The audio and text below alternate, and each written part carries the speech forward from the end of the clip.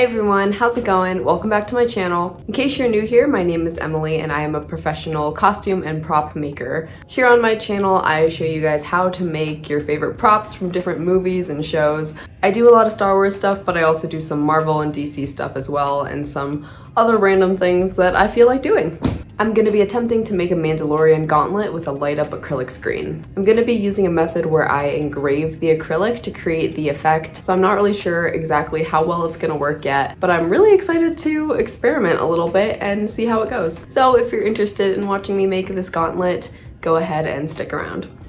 The armor set that I'm currently making is for Sabine Wren's live-action look in Ahsoka. The first thing I had to do was alter the bracer model so that there would be a place for the fake screen display. Because in the original design there's nothing like this is just something that I'm adding for my own flair, I need to add a space for it. I'm using the amazing files from Mystery Makers. They have files for the entire armor set that I'm using and they are fantastic. I highly recommend them. Full disclaimer, I am no expert at Blender, but this is a super simple edit. What I'm doing is just using a cube and creating a Boolean modifier in the top of the gauntlet to cut out that rectangle. I sliced it up and printed the gauntlet in 2 pieces. I always run my first layers pretty slow, but once this print got going, it was really not a long print at all.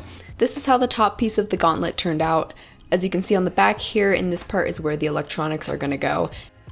And this window is going to be where the engraved acrylic is to mimic a screen. A lot of people are definitely going to ask why not just use an actual small screen display. The answer is I wanted a super sleek option that would be very compact, cheap, and add basically no bulk to the gauntlet. I want everything to look and feel streamlined even with the addition. For the faux display, I'm using this transparent red acrylic, which I will link down in the description. This acrylic is 3mm thick. For the cutting and engraving, I'm using the S1 from Xtool. This video is sponsored by Xtool, but all of the opinions about this machine I give here are 100% honest, unbiased, and my own. Something I really do like about this machine is that the enclosure is actually built-in eye protection from the laser, so there is no need to wear safety glasses when operating. It's easy to set the material thickness, and the air assist system means that any fumes are pumped directly out your window and no potentially hazardous stuff gets inside your workspace where you are breathing the air. For the engraved design, I made a PNG in Photoshop. I went back and forth for a bit on what I actually wanted the design to be, but I ended up just going with Arabic text that says "stand by" and some little loading circles to add to it. The whole cutting and engraving process was super easy and fast. With diode lasers, operating on materials with any sort of transparency can be tricky, but I found that with the 40-watt module, you can cut and engrave most colored acrylics, with the exception of colorless clear acrylic and blue. Here are the cut and engrave settings I used on this red acrylic in case you want to do something like this yourself.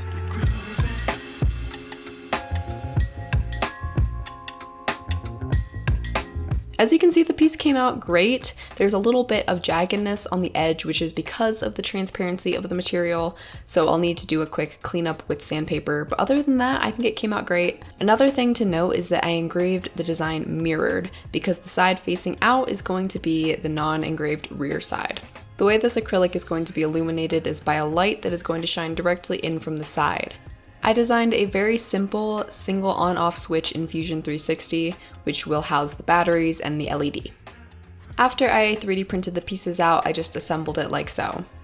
This is a pretty standard mechanism here. The switch works by having a slight slope on the inner surface, so when the switch is pushed in a certain direction, the anode wire of the LED is pressed down onto the battery, turning the light on.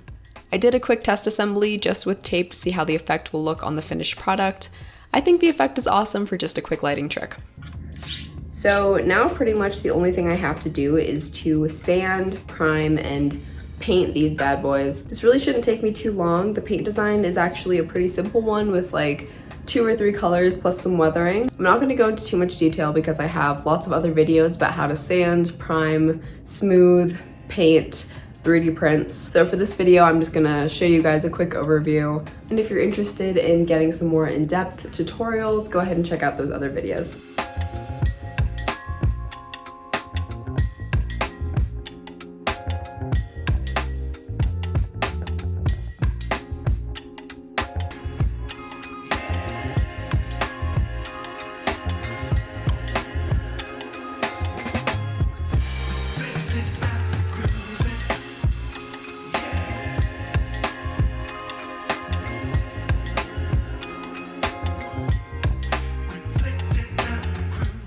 And here it is. Here is the finished bracer.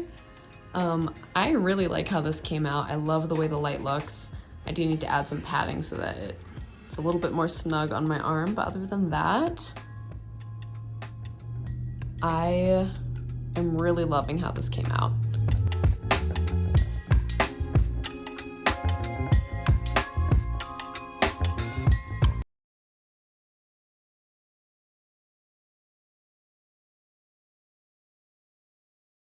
The community already. I have tons of other tutorials and projects on my other socials like my Instagram, and I also have a Patreon where I put up additional tutorials, behind the scenes, all that good stuff. Thank you guys again so much for being here, and I hope to see you next time.